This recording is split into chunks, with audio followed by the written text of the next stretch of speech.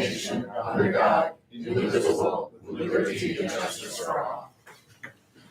Okay, welcome everybody to our Jefferson County. Welcome everyone to our Jefferson County Local Development Corporation April 6th, 2023 meeting. The meeting's been called to order, and we'll do privilege of the floor. Then we have a presentation during privilege of the floor. So, is there any legitimate privilege of the floor? Not that it's illegitimate. Wow.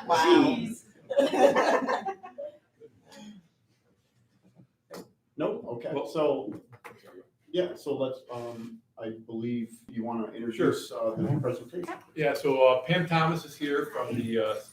She works for our local BOCES, but is also the regional ambassador for the state school boards, school board association. Is that correct? It is. All right. So she's here to make a presentation for our Work with Manufacturing Day, and I'm Pam. You want to kind of say what that's about? And we have some of our other partners here as well. We have Steve Lockwood from SciTech, welcome. Cheryl Mayford from the Workplace, Christy Kimmis from BOCES, and people that play a key role, along with Marshall and staff, that kind of organizing and basically trying to coordinate 20-some schools, or 30-some schools actually this last year, and 20 plus different employers, and dealing with about 1,100 students. But a lot of it goes into planning it and coordinating it, and so we want to involve our partners here. But Pam, if you want to talk about the award. Sure.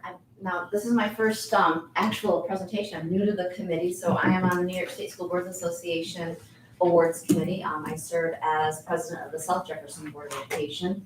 I don't know if that's a smart thing or not. I've been on the board for 17 years now.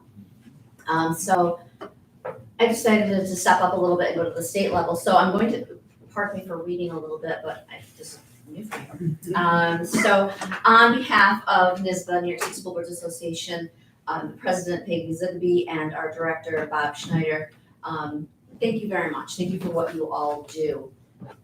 So the Champions of Change recognition, NYSBA wanted to create a program to highlight positive programming that was bringing change to students, communities, and districts of New York. So we created the Champions of Change program to do this. The recognition is unsolicited. Member relations goes through emails, articles, newspaper articles to find what's going on out in our community, and then brings it up to the committee with all the highlights of the different programs.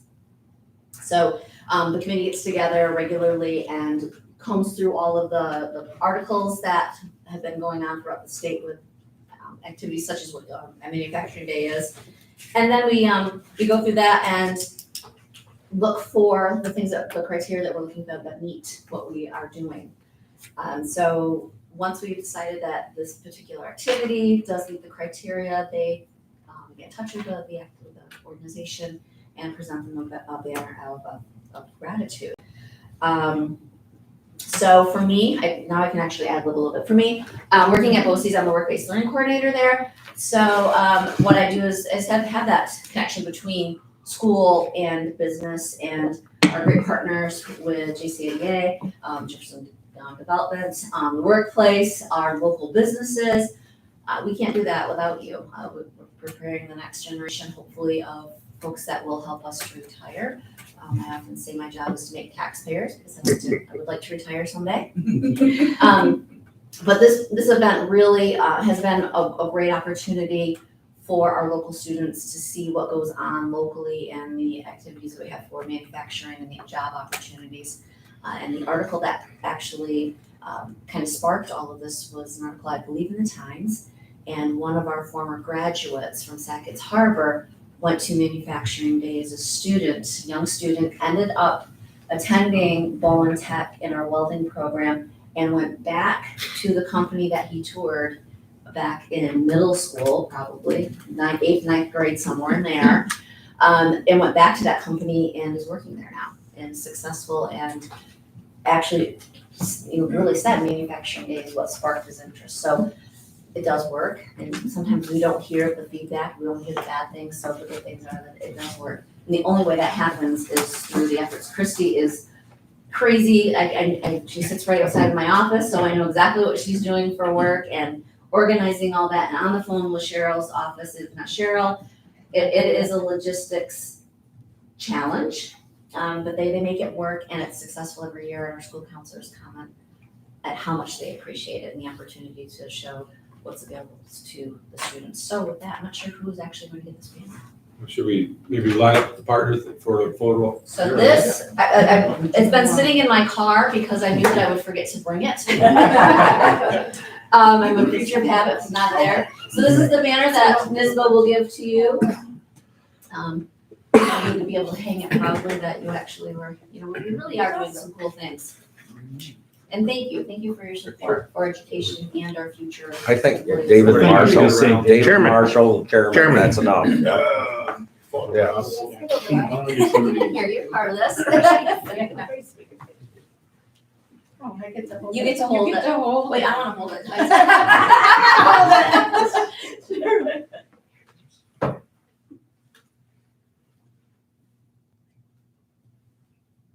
Don't anybody move yet. Keep that Keep that smile. Yeah, that smile. It's like I tell the kids, don't move. Did you get some, Jay? I'm live video. Oh. Geez. Everything everybody just said just went out to the whole world, so. So thank you so much. Thank you.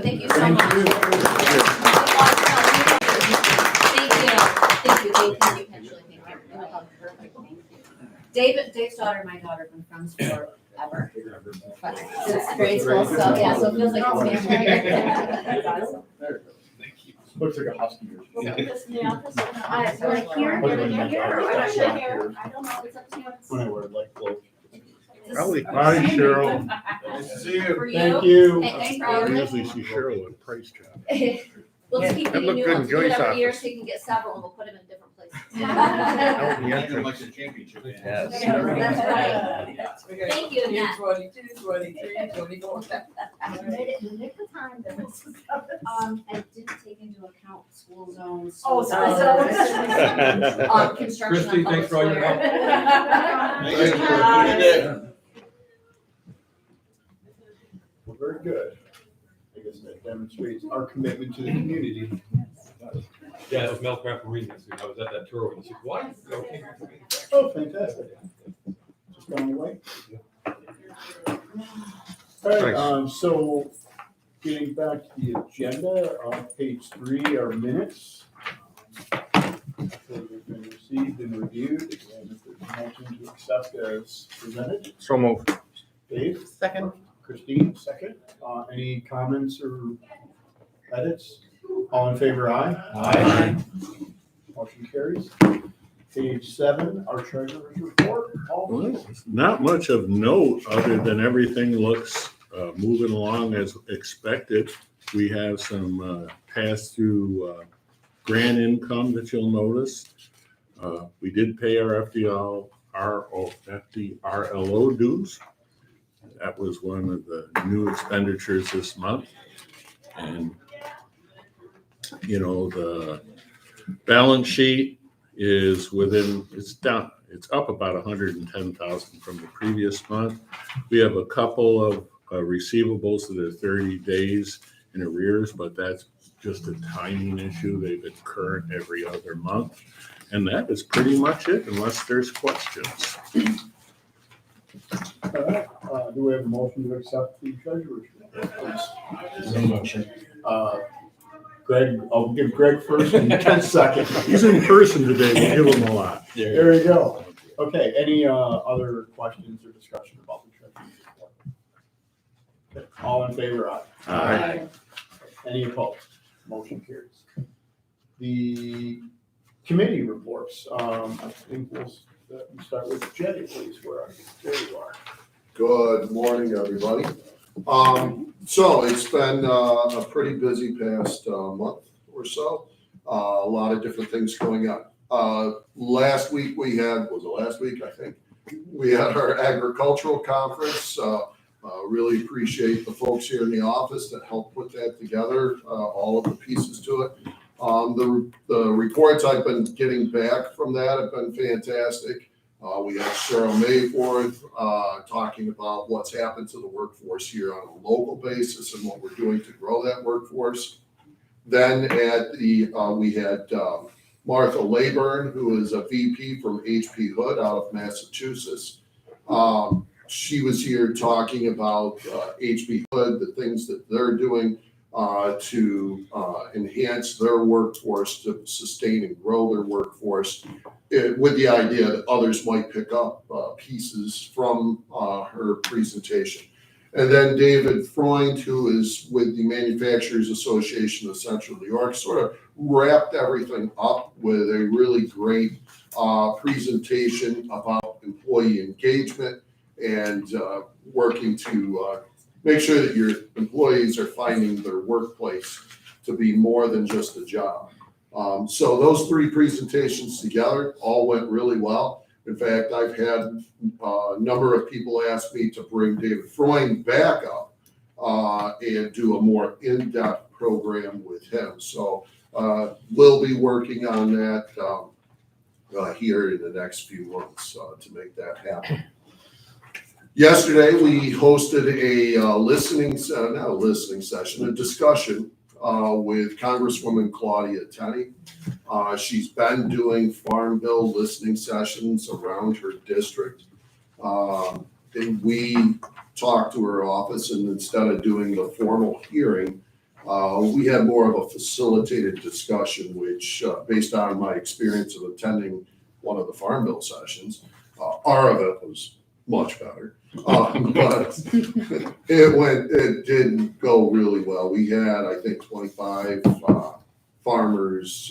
We had both of our dairy manufacturing organizations there, a few agency people, and the discussions were very powerful, in my opinion. And Congresswoman's office called me last night after everything was over, and they were not aware of the issues that we face with meat processing and some of the barriers to growing the meat processing industry.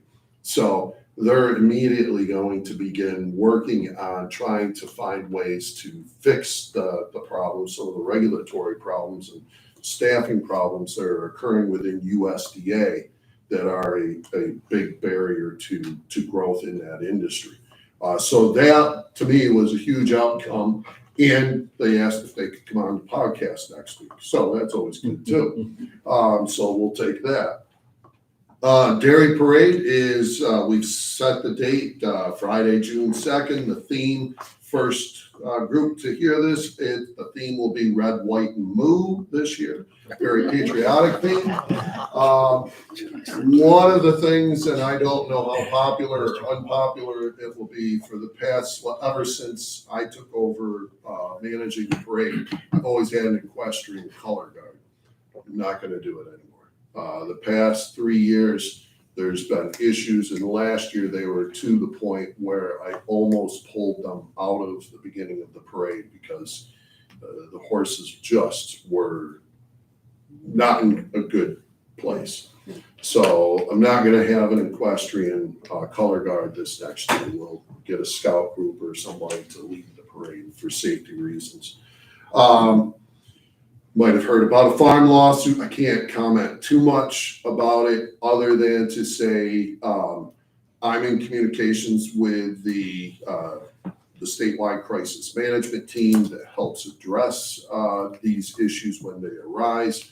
I'm also in contact with the farm on this issue, and we're trying to help the farm manage through all of the press and everything that's going on. So that's about all I can say. Unless you have any particular questions, I will do my best to answer those, but I have to be careful because it's a lawsuit. Was it in the media, Jay?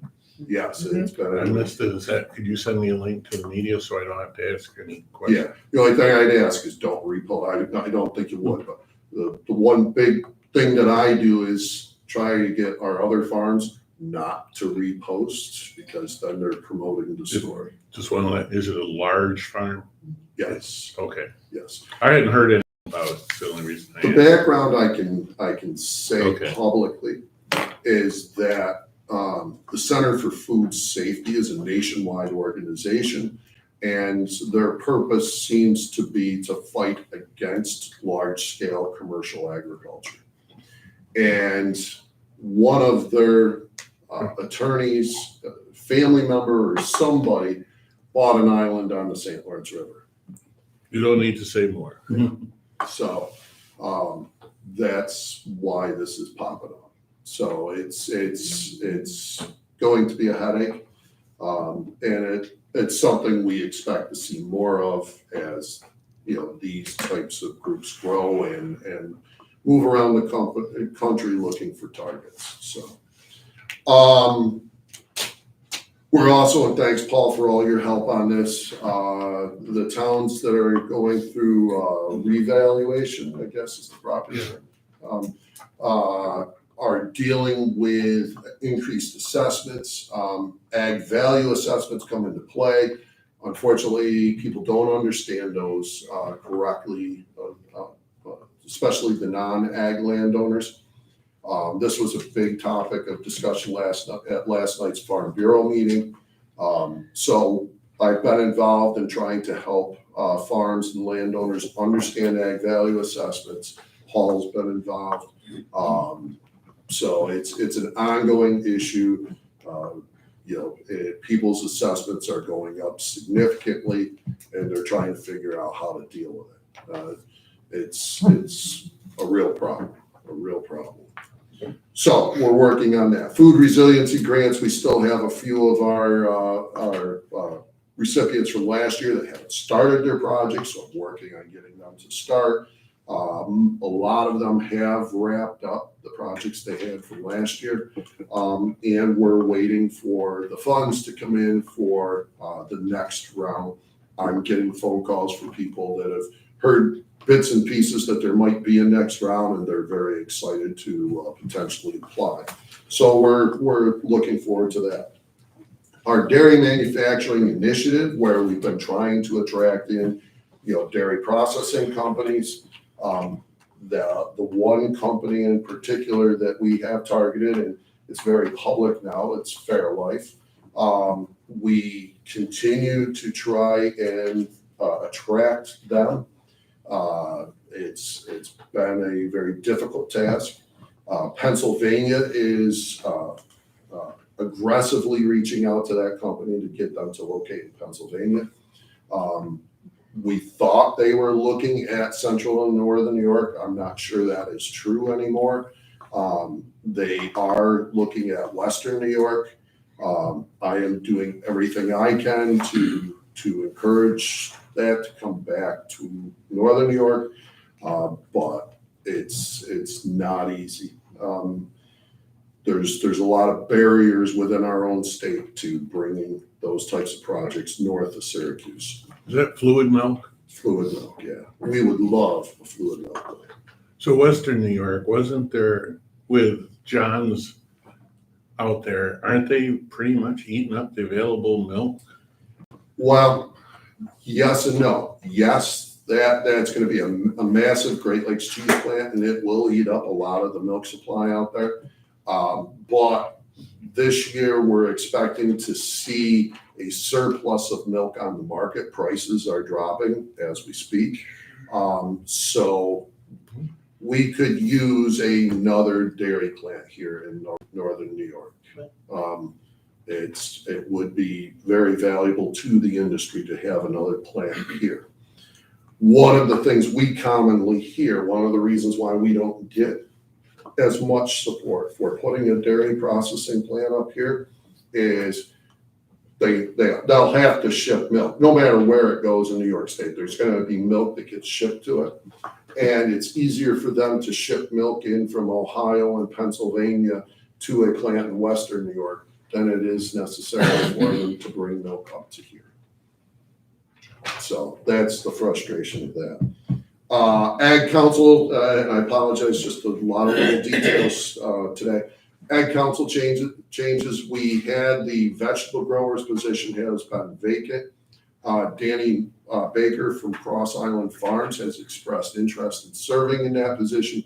I didn't have enough time to put her bio in front of you, so I'm not going to ask for approval for that today. I will invite her to our council meeting unofficially next week, and then next month I'll put her bio in front of you for your consideration. CWT Farms continues to make progress. We're working on helping them take advantage of some benefit programs that are out there for energy and so on. So we're working through that. Meat processing, as I said, Congressman Tenney is very interested in this. We're working with several of our meat processors, continuing to work with them. And then the podcast, the commissioner's office, the Ag Markets Commissioner's office called this week. They want to be on the podcast. And so all of a sudden, everybody wants to be on the podcast. So that's kind of cool. Any questions? Paul? We talked in the past about a shortage of vets. Is there still a problem with large animal vets in the North Country? There's a problem with vets, period. And large animal vets, absolutely. Our farms are beginning to do more and more of their own veterinary services. They have to. But it is still a problem. And then in general, I get a lot of complaints from the general public about the lack of veterinary services in the evening hours. If you have an animal that is in serious trouble, you are going to travel to Syracuse or Rochester at the closest that I'm aware of, unless you have some kind of very special relationship with one of the vets. Yeah, or somebody's traveling to Albany recently too. Yeah, it's a lot of people are complaining about, and I went through it. I had one of our family pets that suffered tremendously one night. I couldn't get him to a vet, and the next day we had to have him put down. It's just a miserable situation right now. CWT Farms, I noticed, I was at Casanova, I see they're under construction. Are they on schedule for their plan for having the facility up, or? I would say no. They're running behind. They ran into some electrical infrastructure issues with changes that they did in the project, the size of the project. It's caused them to have to reconfigure some of the transformers and such. So they're a little bit behind. That would be it for me. Any other questions for Jay? Ed and Bill Johnston were at the session yesterday, but the session they organized with Claudia Tenney was a very, very good discussion. I thought people would thank you. Yeah, and it's like if you think for Jay, things are quieting down. I mean, think about it. He's got a lawsuit, we got an environmental issue challenge. He's in the middle of it. Had the conference, annual conference, and Tenney's in town, and great session there. One thing I want to share from the conference, a tidbit that David Rath presented, which there's an excellent guy that has boots on the ground, sound advice and knowledge to help solve the labor retention issue. I'm all for getting him back. But one of the things he threw out was a survey that was done, and this is one that stuck with me. The fact he put up on the board was, 35% of all employees would take a 25% pay and cut if they could fire their supervisor. I wouldn't do that, Dave. He wants it. He'll fire you, but he doesn't want a pay cut. Oh, wow. Oh, one last thing quick. Also, Congresswoman Stefanik's office is forming an ag advisory committee, and she's asked me to serve on that too. So, Very good. Congratulations. I'll be on both of our congressional representatives' advisory committees. So, Fantastic. Anything else? well, that's Any other questions for Jay? Very informative. Thank you. Thank you. Manufacturing. We had another joint session here just a couple weeks ago with Lewis County, with our manufacturers. We had MACD, Manufacturers Association of New York, come to do a legislative update on legislative issues affecting manufacturing, and also talking about funding, state funding for the manufacturer industrial apprenticeship partnership program, so MIAP. So it was actually about 25 people there roughly or so good discussions. I got some thoughts. We're going to do one in the fall, probably focus on workers' comp. That came up as a big issue that we hear more about. And Marshall, we want to talk about maybe Manufacturing Day and Career Jam and the export core session. We're working on we continue to work with the workplace on Career Jam and sort of bring this into the marketing side. But that's going to be May 25th, I believe it was. Same kind of program, 32 schools, over 2,000 students going to be visiting the ice arena, municipal arena, and doing their day in the life kind of program. Many businesses will come and set up a table and show the kids what it is to work in their business. Excited about that.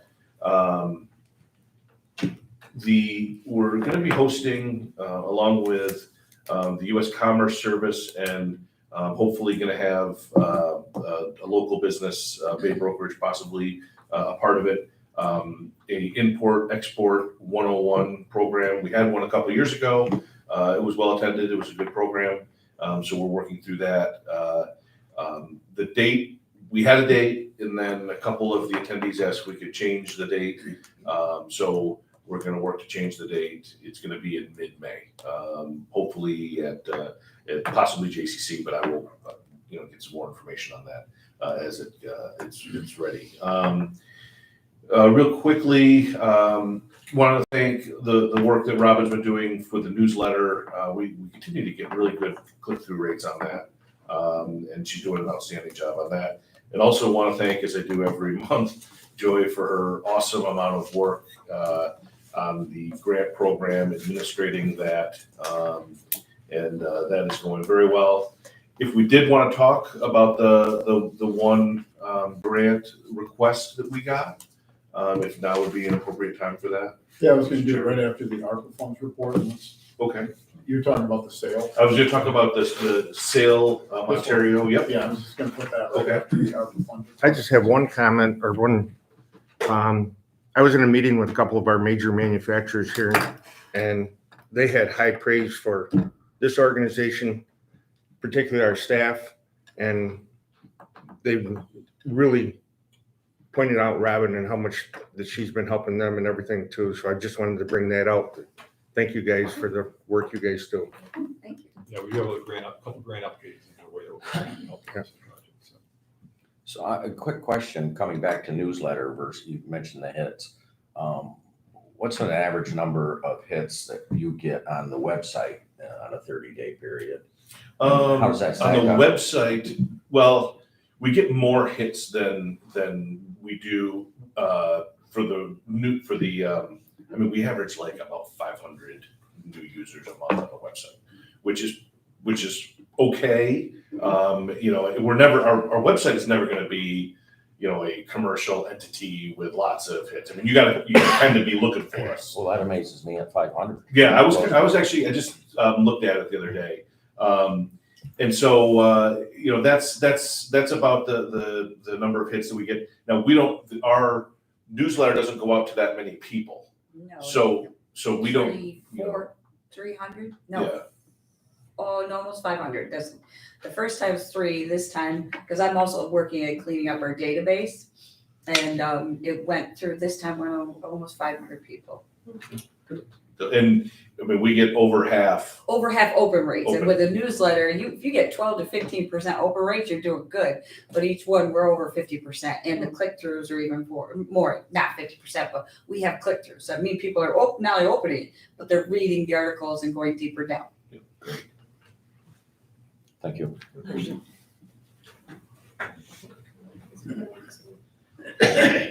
going to see the rest of my time. Thank you. And anything else on marketing? No. So we'll go to page 24, the ARPA report, which Marshall will kind of walk us through. Well, And we can talk about this additional grant. yes, the ARPA grant continues to go very smoothly. As you can see on the form here, we do have some uncommitted balance on a couple of these, and that's why I wanted to talk a little bit about this additional request that we got from Sale Ontario. Really, it all kind of speaks for itself. Our rental property deferred maintenance one has gone very smoothly, and we do have a little bit of money left over. And as that fund grows a little bit more, because as we talked about before, people don't use the entirety of their allotted funds. We've had a lot of them use all of the money, and they end up making their project a little bit bigger. And so like if someone had a $12,000 or $12,500 project to get the maximum grant award, we cover what we're doing. But let's say that they're going to add some windows. Now that won't be a part of their grant award, but that might be a part of it. They've got the contractor there, and they keep going. So we have seen cases where it has spurred some additional spending, but we've also seen cases where they got a little bit better deal than they thought, and we were able to award less grant funds, and so we will find that number sort of grow. And I have a list, although it's very small. I think there's only 3 people right now. That as it comes down, we start to look at their projects. Is there a possibility, I mean, there's about 50,000 available, which most of it's in 2 funds. Yep. Will the advisory committee consider reallocating it? Like you might have some more applications in childcare that have $0 Yes. available.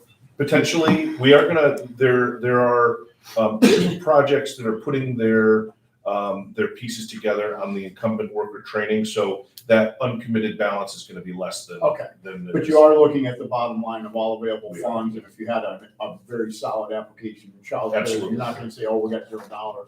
anything we can do, we will do. Okay, very good.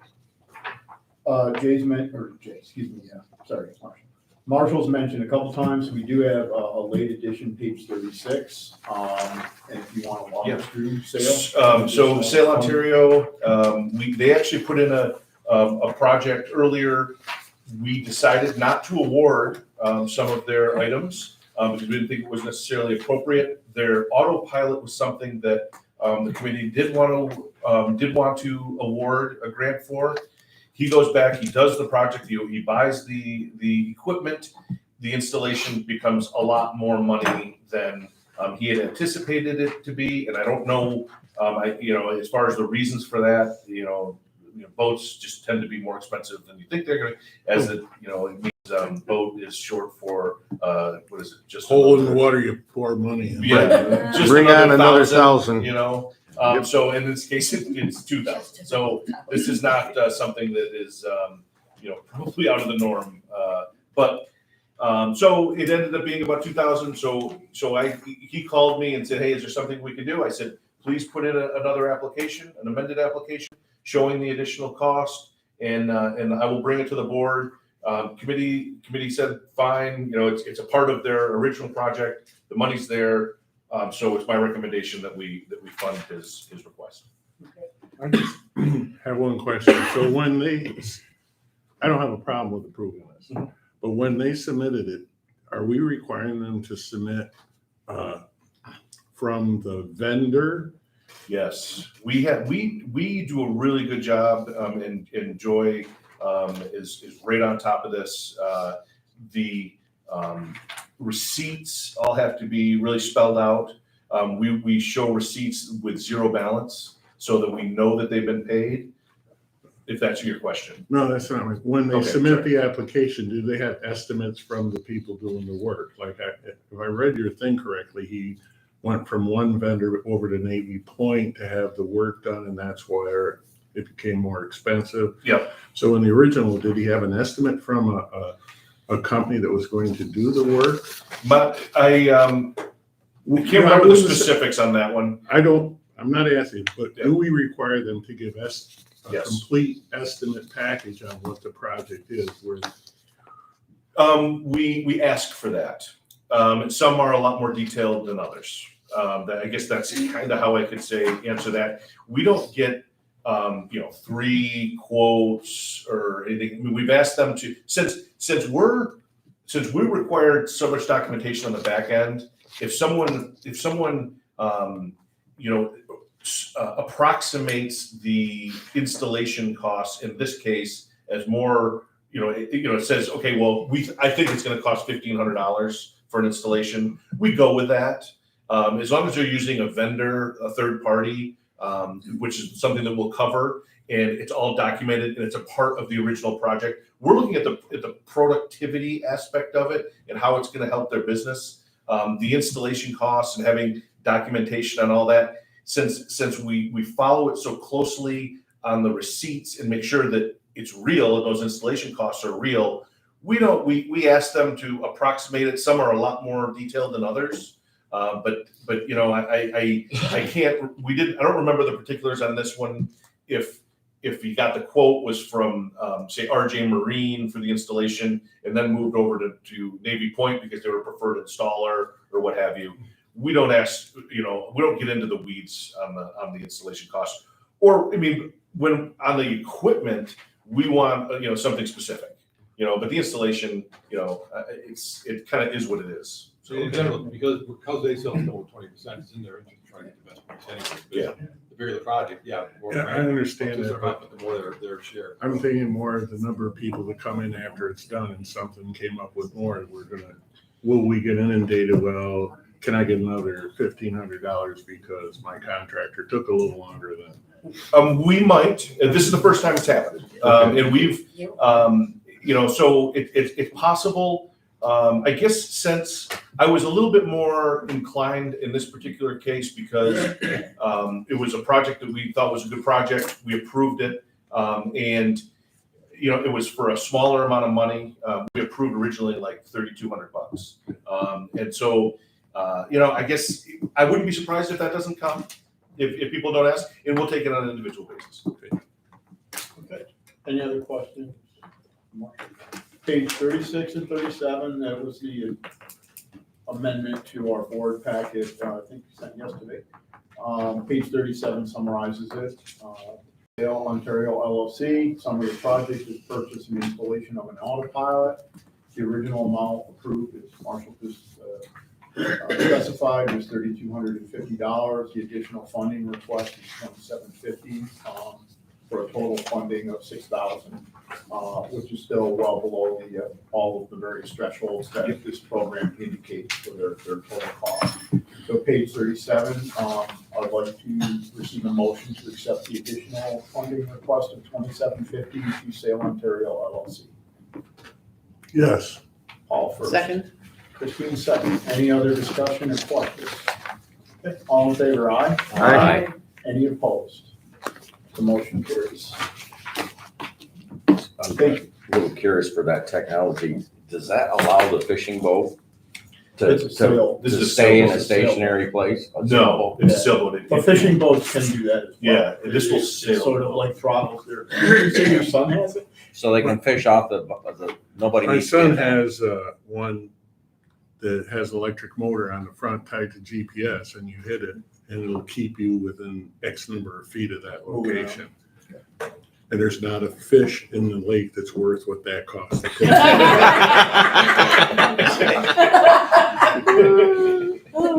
That's funny. To call a skyhook. Justin, I'm assuming nothing from It's pretty council for cool this how meeting. it works. He just took his cap. Okay, good. We'll move on to page 27, our first resolution of this board packet.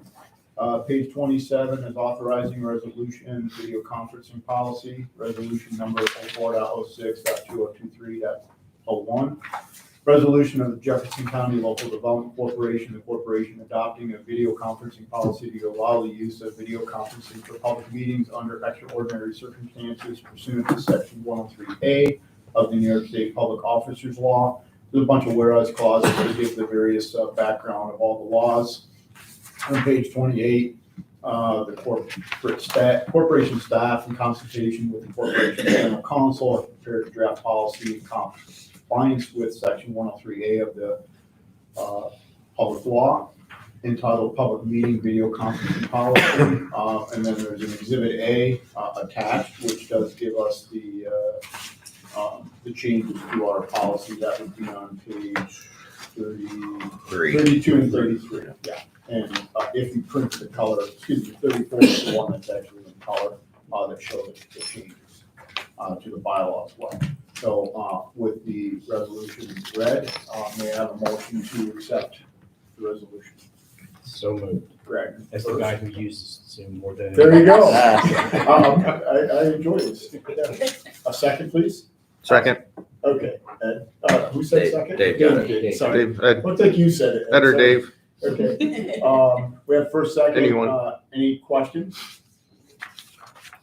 And I'll just clarify one thing, just because it wasn't clear. So what basically it does, allows, as long as you have a quorum in the room, so you participate remotely, say, Greg's gonna participate from Potsdam or College, wherever, or his home. Mhm. They don't count toward the quorum, but they can vote. Mhm. But now, if you do, say Kent can't make it in, he runs over to the Village Hall in West Carthage or the Town Champion Hall, public location, Mhm. to which the public's informed they can attend. He does count toward the quorum because he's in a public location, Okay. even though we're the rest of the. But there's It prior, has to be public. prior. Prior notice, let me right, yeah, know. there's all- Okay. okay. Not like 3 minutes before the meeting, hey, if you want to see me, I'm down at the West Carthage Fire Hall. Can Greg continue to just have that still photo on there? Yes, we can, as long as he's speaking. Right? So we have first, second, this is a roll call vote, correct? Yes. Yes. Rob Aiken is absent. Rob Aliasso. Yes. Kent's name is missing the T. I'll fix that. Kent. Yes. John Condino is absent. Dave. yes. Greg. Yes. Bill Johnson is absent. Lisa. Yes. Chris. Yes. Ed. Yes. And Paul. Yes. Motion carries.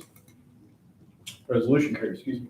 So also on page 32 through 34, we have the actual policy and then the addition to bylaws, which are shown on page 34 in red lines and different color text.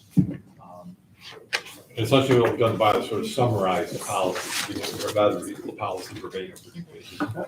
And this is really the result of New York State's settling and on how to. May I have a motion to accept the policy and the amendment to the bylaws, please? Yeah. Second. Kent first, Paul second. Any other discussion or questions on this? All in favor, aye? Aye. Any opposed? Motion carries. That brings us to the important part of the meeting, adjournment. So moved. Second. Lisa, Christine, okay, all in favor, aye? Aye. Aye. Motion carries. We'll move on to our next meeting. See you, Greg. Thank you, everybody, right here. See you, Greg. So we'll call to order our, excuse me, Jefferson County Industrial Development Agency, April 6, 2023 meeting. We've already done the pledge. Any privileges or? Brian? Brian, our council. Oh. I thought I read. Minutes, page 3. They've been received and reviewed. If we have a motion to accept them. So moved. Dave first. I'll second. Ed second. Any discussion on the minutes? Okay, all in favor, aye? Aye. Motion carries. Page 8, the treasurer's report. I'm probably gonna have to go to Lyle on this one. We show this month we've collected a pilot lease back of 82.5, but I guess that was booked before and we haven't quite closed on that for the Phelps Mill Solar. There is some, and I think it's a rather minor legal hold up on some signatures or something. And I believe we're close to closing. Okay. It So- was scheduled for the 30th of March, but that's going. Is that gonna be amended and moved to 0 because it wasn't done in March and then show up in next month, or are we gonna leave it? I would leave it. Okay. Now, in the event that we need to redate it, it will change, but for the time being, I don't think it's worth moving. The YMC grant continues to be a flow through. You'll see that so far this year, just under $2.4 million has been flown through to the Y, which is good. The balance sheet and total liability and capital is about $34,000 difference from the previous month, which isn't a significant deviation. When we get to the micro loans, we've sent a demand letter. That's to Sarah's Barber Shop, and Standard Machine has been turned over to council for collection or whatever actions we would take. I see Colleen Cherry Tree. I think they just got the vending award for Southwick's Beach. Yes, they did. So that's good news. That may help with their overall operations. The revolving loan fund, everybody's current, and that's pretty much all I We have. have one default at the bottom. The one, RBM. Couldn't overlook that one. I guess that's one of those ones that's just burns and. You read right through it. You want to go into executive now? Yeah, does anyone from the board wish to go to executive session to get update on some of our legal pending actions on either of these loan funds? I'd like to. Okay. Can we add discussions on a solar issue to seeking, Legal advice of counsel. Yeah, we're seeking Advice and legal counsel. advice. We'll just keep it generically on these funds and then also, solar. So you want to make that motion? I'll make a motion. to go I into will executive second session. it. And All right. staff and is we'll welcome allow to stay. everyone present to remain or? Except for Craig. Right, sorry, Craig. Sorry, Craig. I'm gonna put you in the waiting room, Greg. We'll let you know later what happened.